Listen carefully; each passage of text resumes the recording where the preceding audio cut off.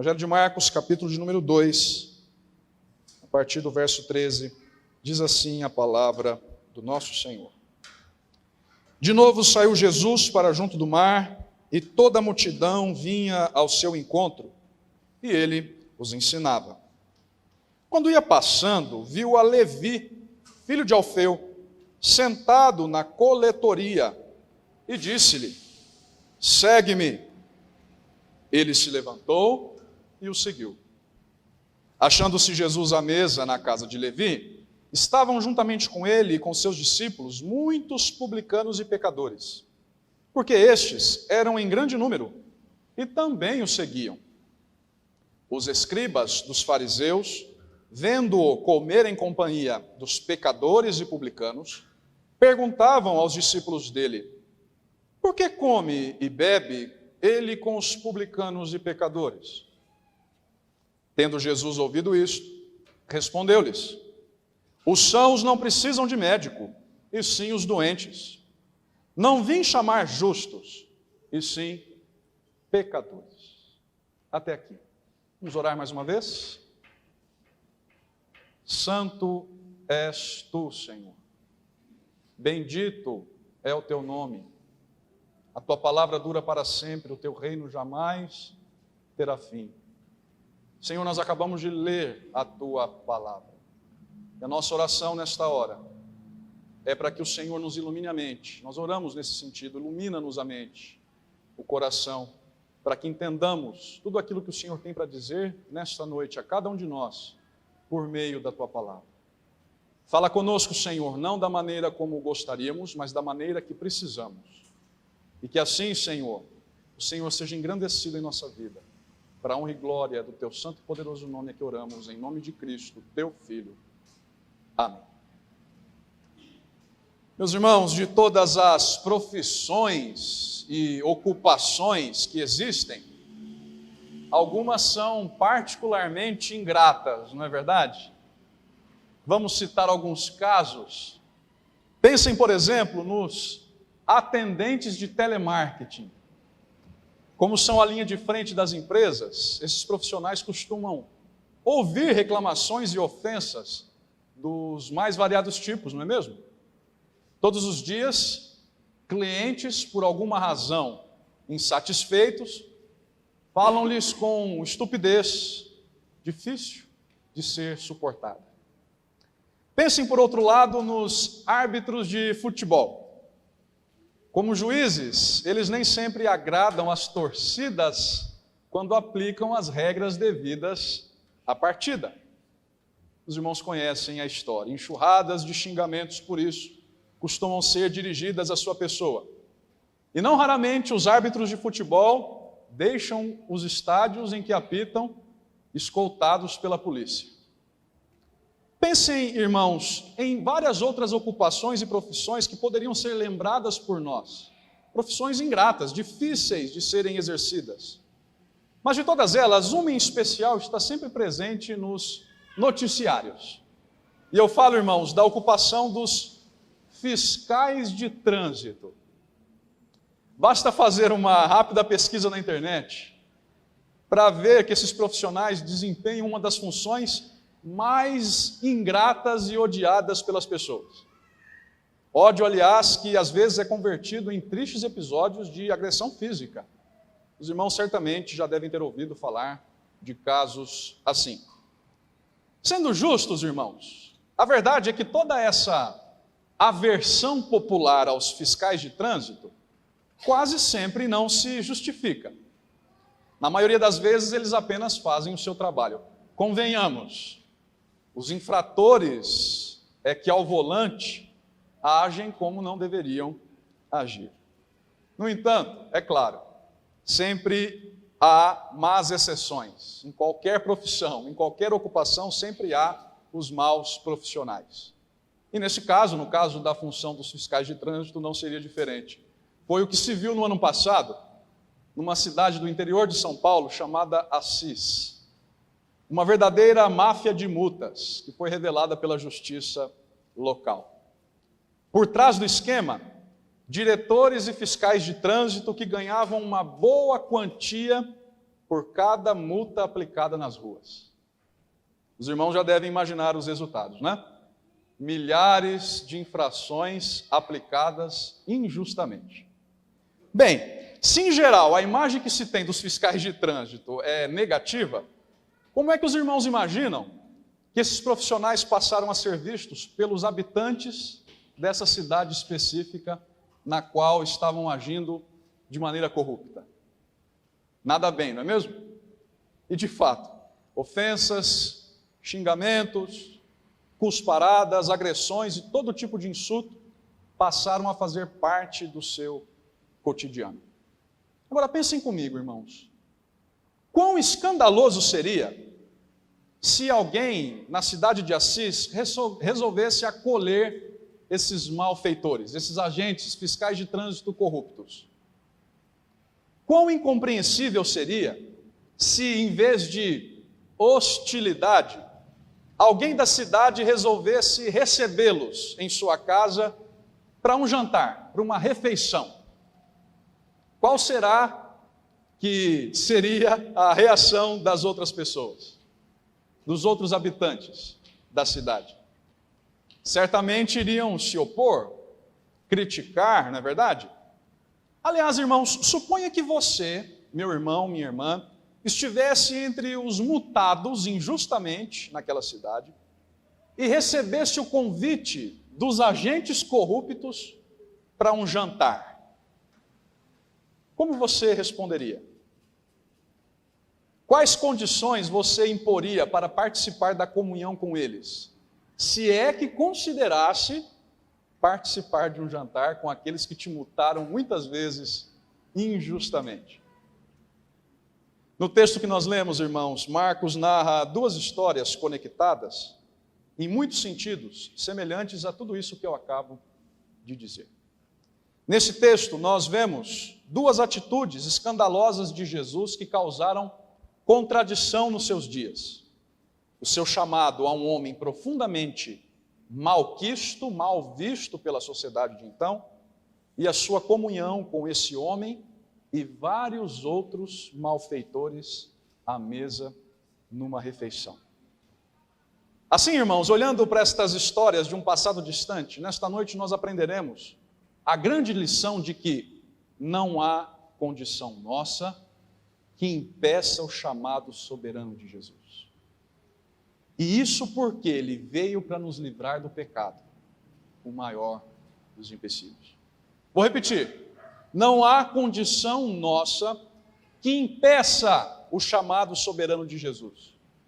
Porque ele veio para nos livrar do pecado, o maior dos empecilhos. Essa é a grande lição que nós aprenderemos nesta noite, olhando para este texto. E isso a partir de duas verdades. Duas verdades que nos conduzirão ao final do sermão a essa grande lição que eu acabo de dizer aos irmãos. E a primeira, irmãos, dessas duas verdades, o primeiro ponto é o de que sim, não há condição nossa que impeça o chamado soberano de Jesus.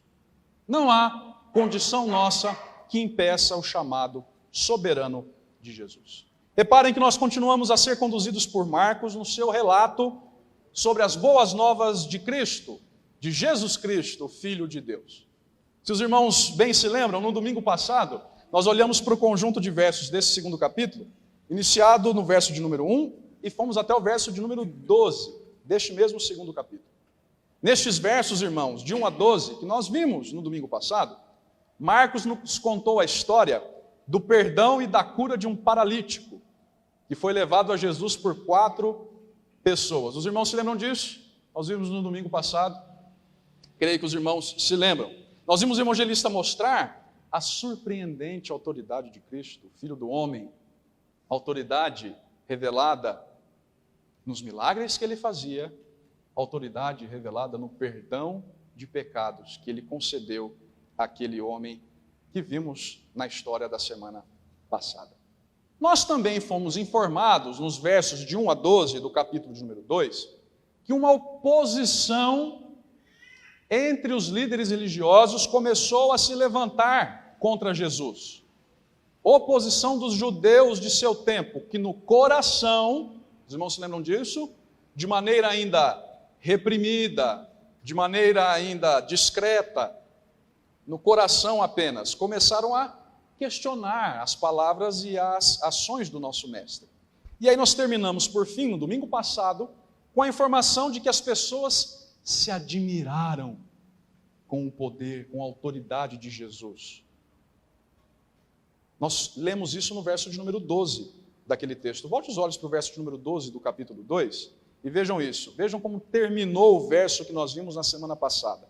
A ponto de se admirarem todos e darem glória a Deus, dizendo: jamais vimos coisa assim.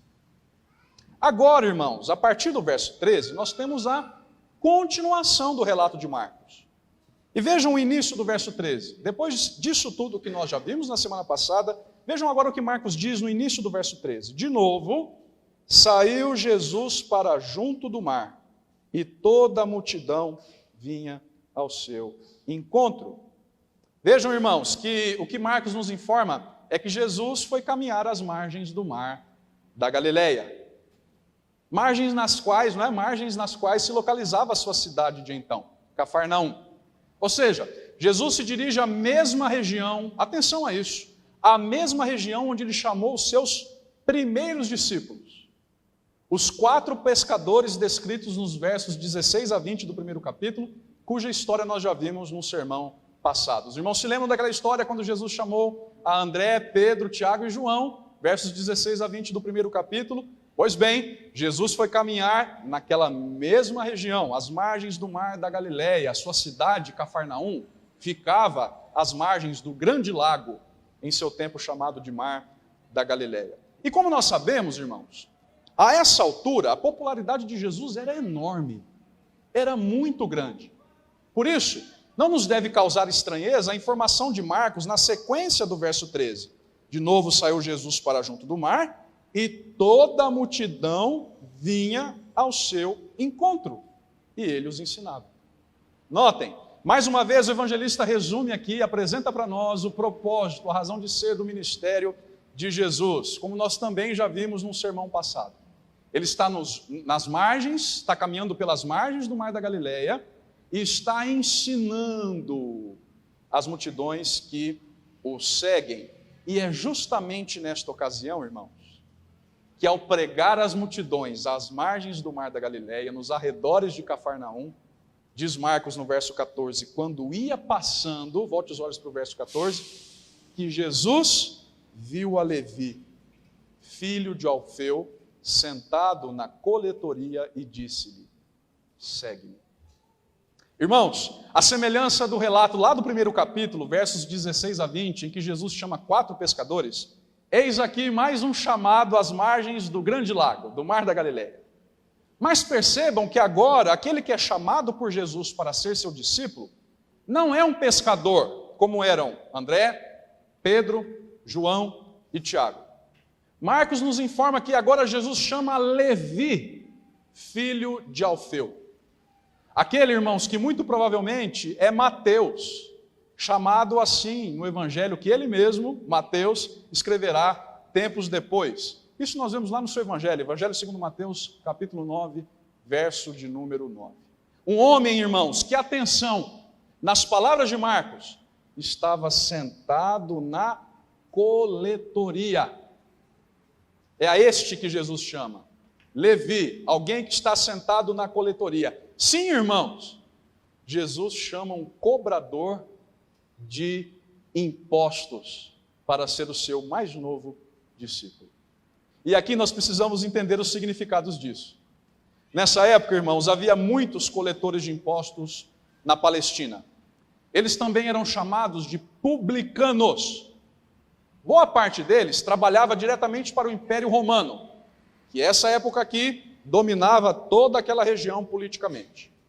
Outros, se não trabalhassem diretamente para o Império Romano, exerciam a sua ocupação como cobradores de impostos sob as ordens dos governos locais, que por sua vez eram autorizados pelo grande Império Romano a arrecadar os seus impostos. E esse parece ser o caso de Levi, deste Levi descrito aqui por Marcos. É muito provável que ele estivesse trabalhando para Herodes Antipas, um governador local que foi autorizado em seus dias a arrecadar impostos pelo Império Romano.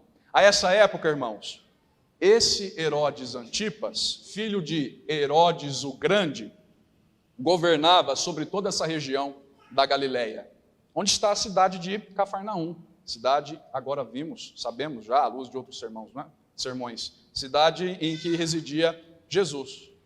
2 dos irmãos desse Herodes Antipas, um chamado Arquelau e o outro chamado Filipe, governavam outros 2 territórios vizinhos a este aqui que era governado por Herodes Antipas.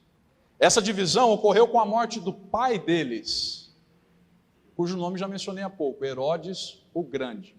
Tudo era governado, a Palestina era governada por Herodes o Grande, que quando morreu, dividiu os reinos em 3 e deixou com os 3 de seus filhos. Herodes Antipas, a região da Galileia, que é esta aqui em que Jesus está, e outras 2 regiões vizinhas, que foram deixadas a outros 2 filhos seus, Arquelau e Filipe.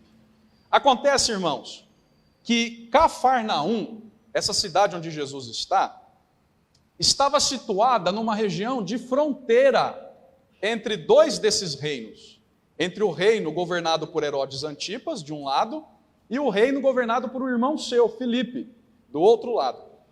Isto é, Cafarnaum, onde Jesus está aqui caminhando às margens da Galileia, era uma cidade de fronteira, uma cidade fronteiriça entre 2 reinos. Portanto, não é estranho ler que havia uma coletoria de impostos ali, às margens do mar da Galileia.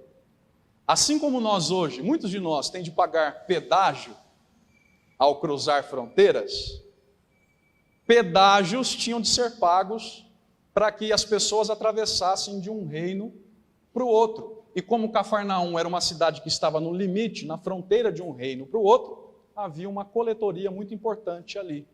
E quem é que arrecadava impostos naquele lugar? Levi.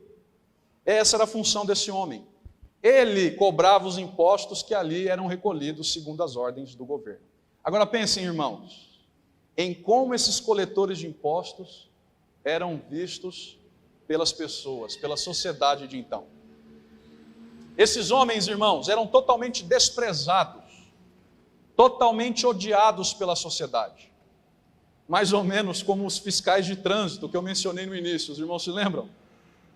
É bem provável que só de vê-los as pessoas tivessem arrepios. Ih, lá vem o cobrador de impostos, aquele que quer tirar o nosso dinheiro. E para piorar, irmãos, muitos deles eram judeus. Como Levi era judeu, o seu nome judaico indica isso. Ou seja, muitos desses cobradores de impostos eram homens tidos como traidores do seu povo. Homens que se vendiam ao governo ímpio de sua época para cobrar impostos do seu próprio povo. Homens que, para ganhar dinheiro, se vendiam à dominação inimiga. E isso sem contar o fato de que muitos deles eram corruptos. Cobravam além daquilo que era estipulado, a fim de ficarem ricos. Talvez os irmãos se lembrem da história de um tal de Zaqueu, história relatada por Lucas lá no seu evangelho, que se enriqueceu assim, às custas de corrupção, cobrando além do que deveria em relação àquilo que estava definido pelas leis de então. Enfim, irmãos, tais homens, os cobradores de impostos, eram extremamente abominados na sociedade de então, a ponto de documentos judaicos antigos relacionarem os publicanos, os cobradores de impostos, com ladrões e assassinos. O desprezo por estes profissionais era muito, muito grande. Então os irmãos conseguem ver o que Marcos está nos contando aqui, nos versos 13 e 14 do seu evangelho? Os irmãos conseguem entender os significados da ação de Jesus? Foi a um desses homens tidos como malditos, inimigos da nação, inimigos do povo, às margens do mar da Galileia, que Jesus chamou para ser seu discípulo. Os irmãos conseguem imaginar o escândalo dessa atitude de Jesus? Os irmãos conseguem imaginar quanto desconforto essa ação de Jesus, esse chamado de Jesus, não causou aqueles que testemunharam essa cena? Talvez as pessoas pensem, mas é um traidor do nosso povo, alguém que nos explora, alguém que se enriquece nos roubando ilicitamente. Como Jesus pode chamar um homem desses? O fato, irmãos, é que a resposta é dada prontamente por Levi. Resposta que não poderia ser outra, dada a soberania daquele que o chamou. Bote os olhos para o verso 14. Quando ia passando, viu a Levi, filho de Alfeu, sentado na coletoria e disse-lhe, segue-me. Vejam qual foi a reação. Ele, Levi, se levantou e o seguiu. Os irmãos se lembram de como os pescadores reagiram ao chamado de Jesus, lá nos versos 16 a 20 do primeiro capítulo? Imediatamente eles deixaram as redes para trás, não foi o que nós lemos lá? Deixaram o pai para trás, as relações de emprego, as relações familiares e seguiram a Cristo. Atitude semelhante nós vemos agora com Levi, o cobrador de impostos. Prontamente, esse desprezado coletor de impostos responde ao chamado irresistível de Jesus. Afinal de contas, irmãos, a voz do Senhor é poderosa, a voz do Senhor é cheia de majestade. Não foi o que nós lemos no início do culto, no Salmo 29, 4? O chamado do Senhor basta para que Levi deixe para trás a sua fonte de lucro, os seus privilégios como funcionário do governo local, a sua posição. Basta ser chamado por Cristo e ele simplesmente se levanta da coletoria e passa a seguir o Mestre. A sua condição de inimigo do povo não foi empecilho para que Jesus o chamasse. Por mais que ele fosse odiado pelas pessoas e desse motivos para isso, Jesus o chamou soberanamente e prontamente esse chamado foi ouvido e respondido de maneira positiva. Assim, irmãos, nós aprendemos a primeira lição que esse texto nos ensina. Não há condição nossa que impeça o chamado soberano de Jesus. Não há condição nossa que impeça o chamado soberano de Jesus. Notem que essa primeira verdade traz aplicações preciosas à nossa vida hoje. E a primeira dessas aplicações eu quero dirigir àqueles que não são crentes. Aqueles que talvez estão aqui ou que nos assistem de casa e que ainda não receberam a Cristo como Senhor e Salvador da sua vida. Esta verdade traz lições preciosas a você que não recebeu Cristo como Senhor e Salvador da sua vida. Essa verdade de que não há condição nossa que impeça o chamado soberano de Jesus, traz sim aplicações a você. Primeiro, quais erros do teu passado você ainda hoje considera obstáculos à vida com Jesus? Quais pecados do passado ou do presente você enxerga como empecilhos para seguir a Cristo? Talvez hoje você se considere pecador demais. Talvez hoje você se veja como indigno de Cristo. É possível que a vergonha por falhas do passado ou do presente insistam em te diminuir. É possível que o peso da culpa tenha retirado do teu horizonte qualquer possibilidade de perdão, qualquer esperança de perdão, de mudança genuína de vida, mas o que o texto nos ensina, irmãos, é que não há condição nossa que nos impeça de sermos chamados soberanamente por Jesus. Não importa o que nós fizemos no passado, não importa qual é a nossa história pregressa, não importa os erros que cometemos, os pecados que cometemos no passado, não há condição nossa que nos impeça de sermos chamados soberanamente por Jesus. Se você que é pecador sabe que precisa de perdão, não importa a forma como você se achega a Jesus hoje, Ele não impõe condições para salvar. Com a sua autoridade, Ele chama de maneira soberana.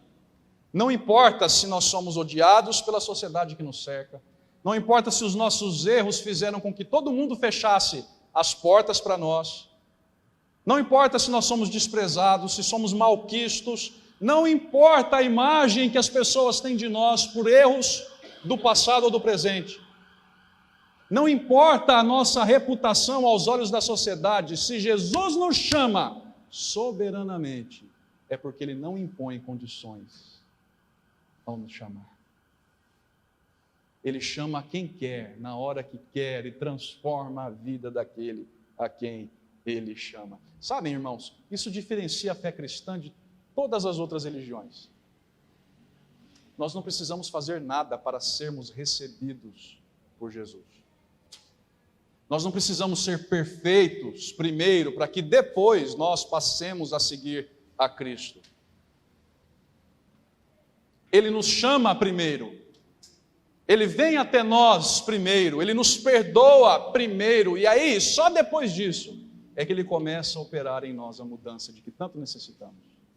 Começa a nos transformar, começa a nos santificar, mas é só depois de termos sido chamados incondicionalmente por Ele. Portanto, essa primeira verdade traz uma lição a você que ainda não é crente. Cristo te chama. Vem segui-lo. Não importam os teus erros, os teus pecados, não importa a tua reputação, a tua situação atual, não há condição que impeça o chamado soberano de Cristo. Mas essa verdade também se aplica aos crentes. Também se aplica a nós, irmãos, Igreja do Senhor. E é a igreja que eu me dirijo agora. Aqui nós aprendemos que Jesus, como eu acabei de dizer, não impõe condições ao chamado. Ele chama quem quer, soberanamente, da maneira que quer, quando quer, do jeito que quer. Mas a questão é, e nós? Nós temos seguido o exemplo redentor do nosso Senhor? Ou será que nós temos imposto condições à chamada do Senhor? Deixem-me ser ainda mais específico. Como povo de Jesus, será que nós temos seguido o nosso Senhor a não fazer acepção de pessoas? Temos anunciado o seu evangelho, mesmo aqueles a quem talvez nós consideramos casos perdidos? Ou será que nós condicionamos a mensagem de Cristo à situação social da pessoa, por exemplo? Essa pessoa é muito miserável, não tem nada a acrescentar na igreja. Ou será que nós condicionamos a mensagem de Cristo à cor, raça, etnia, se é homem, se é mulher, a idade, os problemas do passado? Em resumo, irmãos, se Jesus nos ensina que não há condição prévia para que alguém se torne seu seguidor, por que muitas vezes nós agimos como se houvesse? Por que nós costumamos dividir as pessoas entre aquelas que são dignas de se tornarem discípulas de Jesus e aquelas que não são dignas de se tornarem discípulos de Jesus? Por que nós costumamos construir barreiras à nossa pregação? Por que nós nos fechamos em círculos pequenos? Sabem, irmãos, acho que um exercício de reflexão aqui nos ajuda. Existem pessoas conhecidas por nós, cuja presença na igreja hoje nos incomodaria? Existem pessoas que você conheça, que se convertessem hoje a Cristo, estivessem aqui conosco na igreja, a sua presença te incomodaria? Te contrariaria? Pessoas que você não gostaria de ver, nem mesmo pintadas de ouro, quanto mais na mesma igreja que você frequenta? Se a resposta é sim, nós precisamos rever as nossas convicções. Porque o que o texto nos ensina é que não há condição que impeça o chamado soberano de Jesus. Ele chama quem quer. Por mais que seja incômodo para nós, Jesus chama quem quer. Por isso, como seu povo, nós temos de pregar sem fazer distinção, amar sem fazer distinção, servir uns aos outros sem fazer distinção. Não há condição que impeça o chamado soberano de Jesus. É a primeira lição que nós vemos aqui, quando olhamos para os versos 13 e 14. Agora vamos ver a segunda verdade que nós aprendemos aqui, versos 15 a 17. A segunda verdade, irmãos, que nós aprendemos aqui, é a de que Jesus nos chama incondicionalmente, porque Ele veio para nos livrar do pecado. Ele veio para nos livrar do maior dos empecilhos. É por isso que Ele não impõe condições àquele a quem Ele chama. Jesus nos chama incondicionalmente porque Ele veio para nos livrar do pecado, o maior dos empecilhos. É a segunda lição que nós aprendemos aqui. O texto continua, irmãos. E agora nós vemos Marcos nos contar que o chamado a Levi o coletor de impostos, odiado em seus dias, que deve ter causado estranheza total, o chamado a este homem não foi a única atitude controversa de Jesus. Sim, irmãos, porque na continuação da narrativa, nós vemos que o relacionamento com publicanos, cobradores de impostos, e pecadores, não se limitou apenas a Levi. Volte os olhos para o verso 15 e veja isso comigo. Verso 15. Achando-se Jesus à mesa na casa de Levi, estavam juntamente com ele, com seus discípulos, muitos publicanos e pecadores, porque estes eram em grande número e também o seguiam. Bem, parece que em comemoração ao maravilhoso e irresistível chamado que teve, Levi ofereceu um banquete na sua casa. E Lucas nos conta diretamente isso lá no seu Evangelho, capítulo 5, verso 29, que Levi ofereceu um banquete em sua casa, depois de ter sido chamado por Jesus. Isso já nos ensina muito em termos de estratégia evangelística, né? Não sabe como pregar, falar do amor de Jesus para os outros? Ofereça um jantar em sua casa e chame aqueles que ainda não o conhecem. E falem daquilo que Jesus fez contigo. Mas enfim, parece que é esse o caso. Que Levi ofereceu um banquete em casa. E agora Jesus, o novo mestre deste homem, deste ex-cobrador de impostos, é convidado de honra. Na língua grega original, irmãos, nós lemos neste verso de número 15 que Jesus estava reclinado sobre a mesa. Era assim que os antigos costumavam fazer nas suas refeições. Eles se reclinavam sobre a mesa, de bruços, se deitavam. O peito ficava quase em cima da mesa, os pés para trás. De bruço eles se deitavam para partilhar das suas refeições. E junto dele, junto de Jesus, diz Marcos, também estão os seus discípulos, o que é totalmente natural, não é? Os discípulos seguem o mestre. Mas o que é descrito depois por Marcos, o fato descrito depois é que deve ter causado o maior reboliço.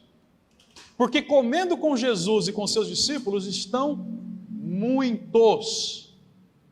Repito, Marcos diz, muitos publicanos, cobradores de impostos, odiados em seus dias, e pecadores. Jesus está comendo com seus discípulos, irmãos, e com pessoas tidas como sujas nessa época.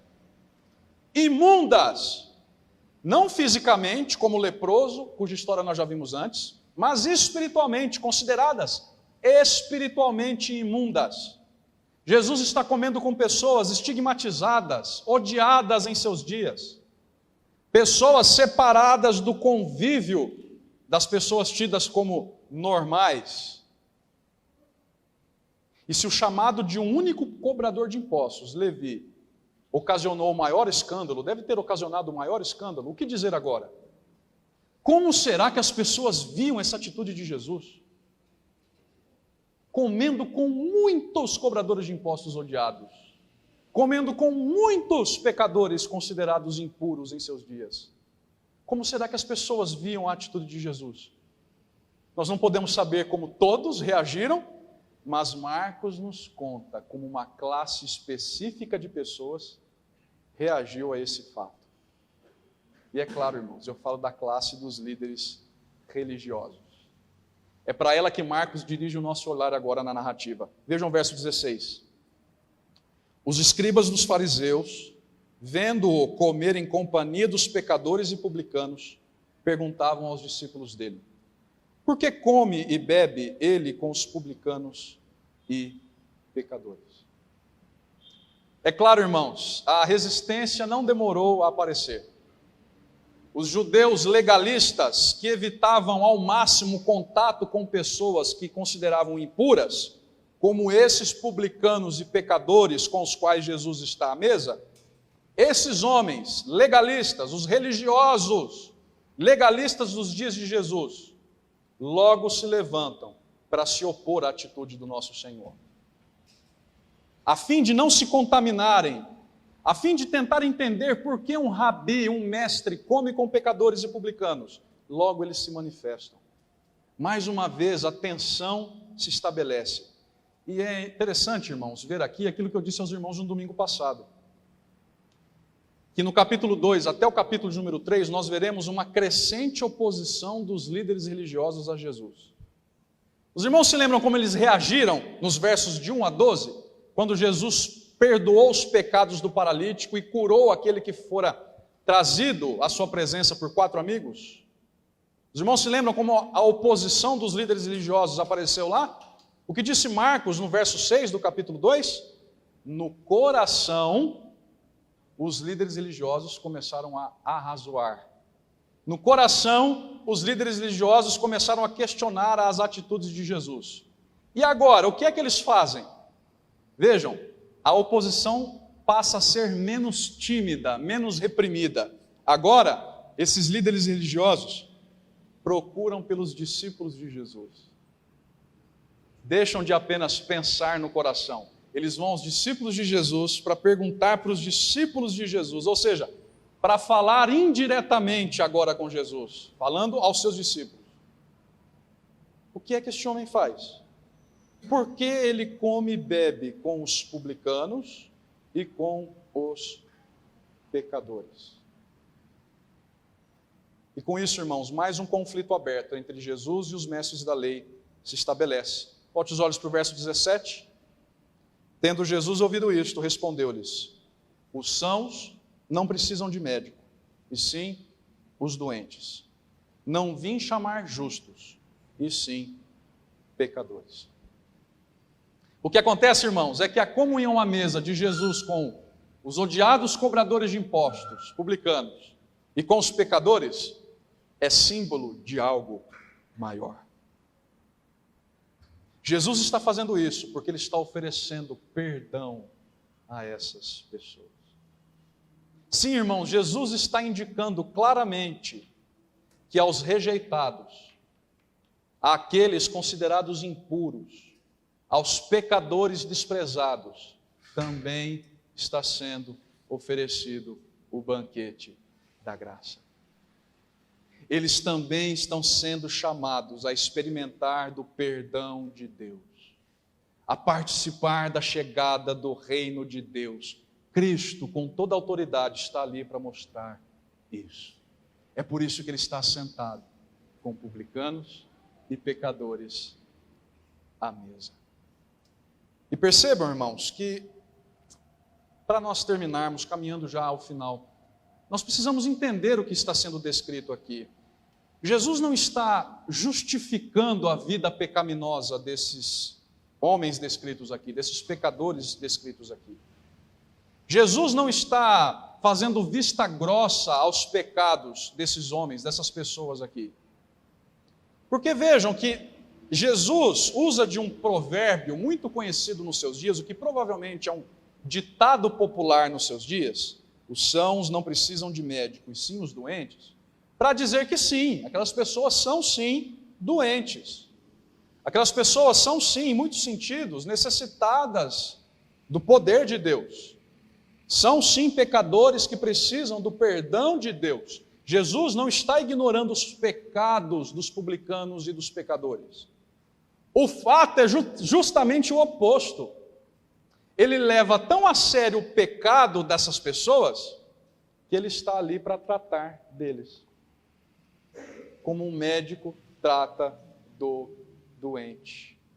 É por isso que ele usa desse ditado popular, muito provavelmente é um ditado popular dos seus dias: os sãos não precisam de médicos, ou de médicos, sim, os doentes. É exatamente isso que ele quer dizer aos legalistas religiosos, aos escribas dos fariseus: eu vim para salvar aquele que sabe que é pecador. Eu vim para salvar aquele que sabe que é necessitado da graça de Deus. Eu vim para salvar aquelas pessoas que se consideram indignas, pecadoras, perdidas, desviadas, cansadas, sobrecarregadas, famintas, humildes, necessitadas. Eu não vim para aqueles que se acham sãos por si mesmos, que acham que não precisam da misericórdia de Deus, que são arrogantes, acham que podem caminhar com as suas próprias pernas. Eu vim para aqueles que sabem que precisam da graça e da misericórdia de Deus. É isso que Jesus está dizendo aos líderes religiosos dos seus dias. Eu não vim chamar justo aqueles que pretensamente se acham melhores do que os outros, mais santos, mais puros. Eu vim chamar aqueles que sabem que são pecadores e que precisam da graça de Deus. Eu vim para chamar aqueles que sabem que são necessitados da graça do Senhor. E assim, irmãos, Marcos termina mais uma vez um relato do seu evangelho destacando a autoridade de Jesus. Eis aqui aquele que tem poder para perdoar publicanos, odiados cobradores de impostos e pecadores. Eis aqui o médico das almas, capaz de curar a mais ferrenha de todas as enfermidades, chamada pecado. Com isso, irmãos, nós aprendemos por fim a segunda e última verdade ensinada por Marcos aqui. Jesus nos chama incondicionalmente porque veio para nos livrar dos pecados. O maior dos empecilhos. Jesus nos chama incondicionalmente porque veio nos livrar do pecado, que é o maior dos empecilhos. Deixe-me terminar com algumas aplicações dessa segunda e última verdade. Deixe-me lembrar, irmãos, algumas lições práticas que nós aprendemos aqui a partir dessa segunda e última afirmação. Em primeiro lugar, irmãos, isso nos ensina que a igreja é e sempre será feita de pecadores.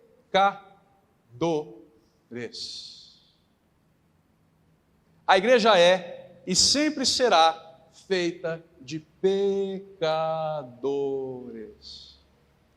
Vejam, irmãos, essa lição nos ensina que a igreja não é feita de pessoas perfeitas, impecáveis, infalíveis.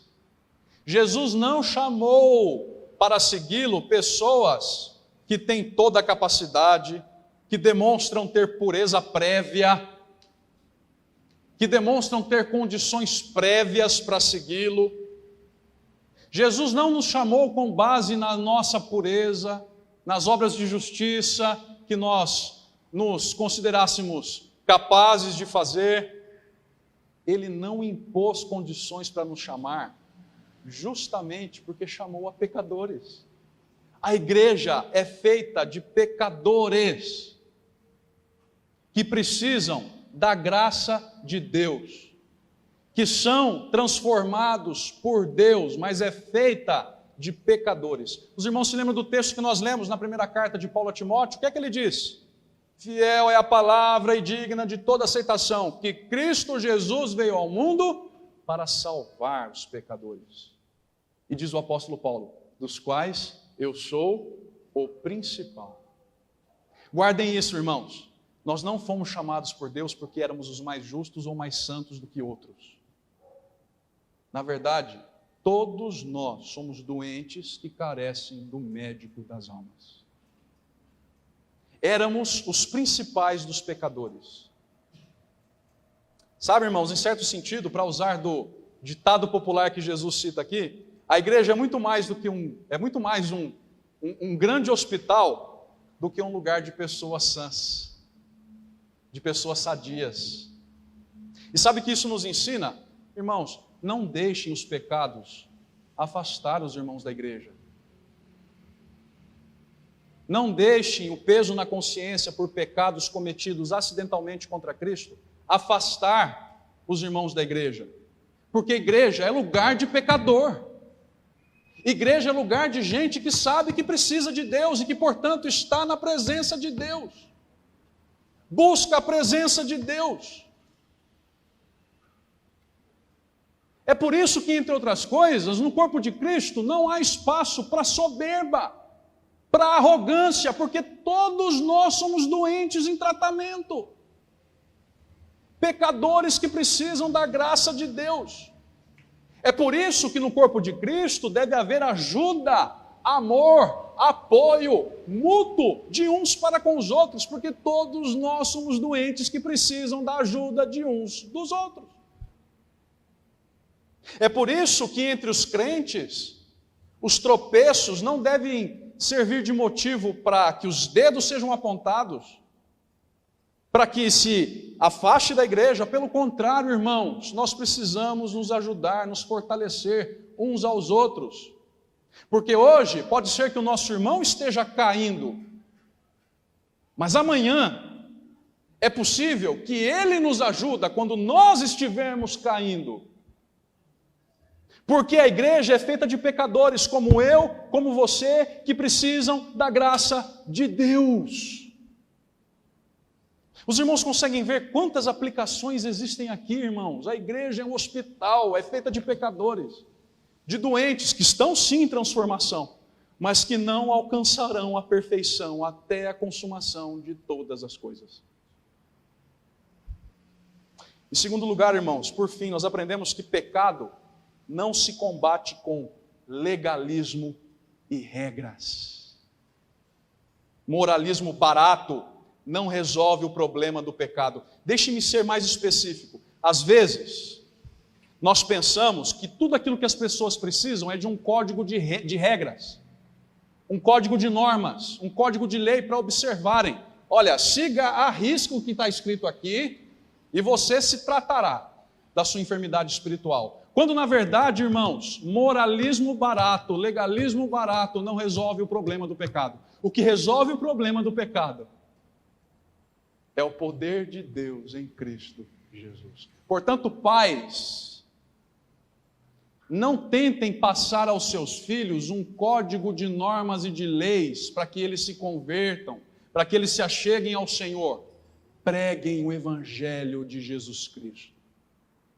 Não é seguindo normas, regras, leis que eles vão se aproximar de Cristo, mas é conhecendo o Evangelho de Cristo. E a partir daí,